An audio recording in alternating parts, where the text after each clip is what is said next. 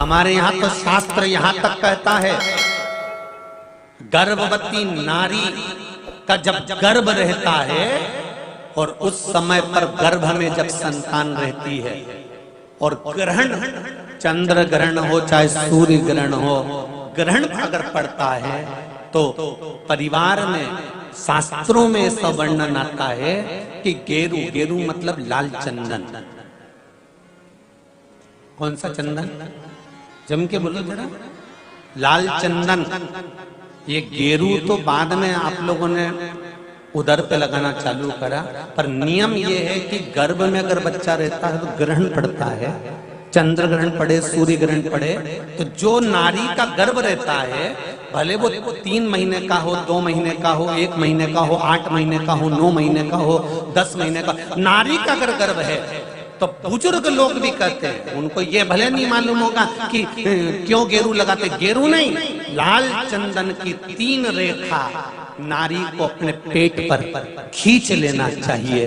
क्या होता है तो कहा बच्चा विपरीत पैदा नहीं होता, बच्चा स्वतंत्र स्वस्थ अच्छा पैदा होता है, सुखी पैदा। एक प्रश्न हमारे भीतर खड़ा होता है, जब हम सूर्य नारायण भगवान को अर्घ देते हैं, जल चढ़ाते हैं, तो वो जल पृथ्वी पर जब गिरता है तो उसके छींटे हमारे शरीर पर लगते हैं। क्या वो ठीक है?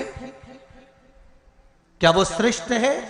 तो शिव महापुराण की कथा कहती है, जब हम सूर्य को अर्घ देते हैं, सूर्य को जल चढ़ाते हैं, वो पानी जब पृथ्वी पर गिरता है, उसके छींटे हमारे शरीर पर लगते हैं, तो वो श्रेष्ठता का भाव निर्मित करते हैं, वो गलत नहीं हो सकता।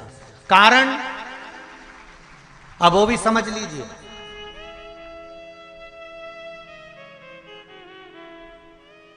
अब सूर्य नारायण भगवान को आप जल चढ़ा रहे हो तो छींटे नहीं लगे, उसके लिए क्या स्टूल पे चढ़ के चढ़ाओगे कि कुर्सी पे चढ़ के चढ़ाओगे? अरे बोलो तो सही। अब कई लोगों के दिमाग में यह बात भरा गई कि हम भगवान को जल चढ़ाते हैं, वो हमारे शरीर में छींटे लगते हैं, जमीन पे से पानी गिरता है, वो हमारे शरीर को छींटे लगते हैं, भगवान को अच्छा नहीं लगता होगा। कौन ने कहा? पहले तो उसको पकड़ के ला।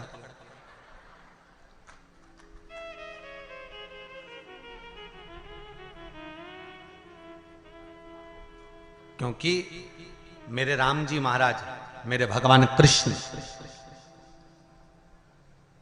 बड़े बड़े संत, साधु, सन्यासी, तपस्वी, साधक, उपासक जितने भी हुए, जिन्होंने सूर्य की आराधना करी, इन्होंने टेबल पे चढ़कर या कुर्सी पे चढ़कर जल नहीं चढ़ाया, इन्होंने पृथ्वी पर खड़े होकर ही, क्योंकि पृथ्वी तत्व के देव हैं शिव।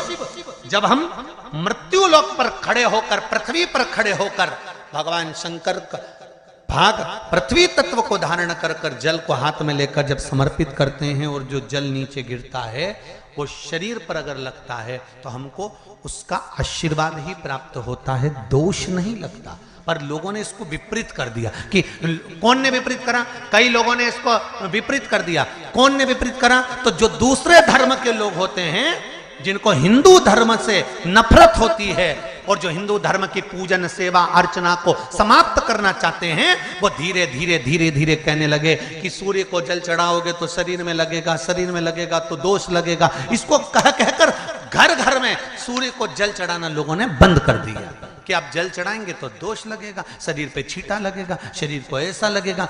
ये दोष नहीं है। कितनी सुंदर बात है महाराज।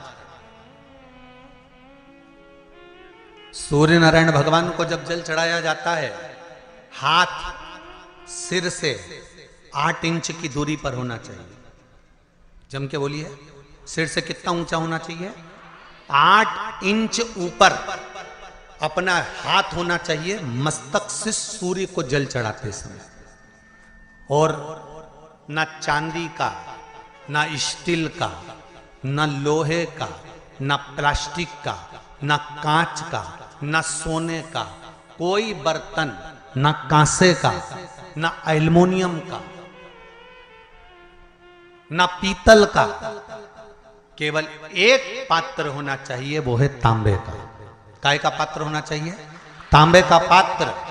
और सूर्य नारायण भगवान को जब 8 इंच ऊपर तुम्हारा हस्त है।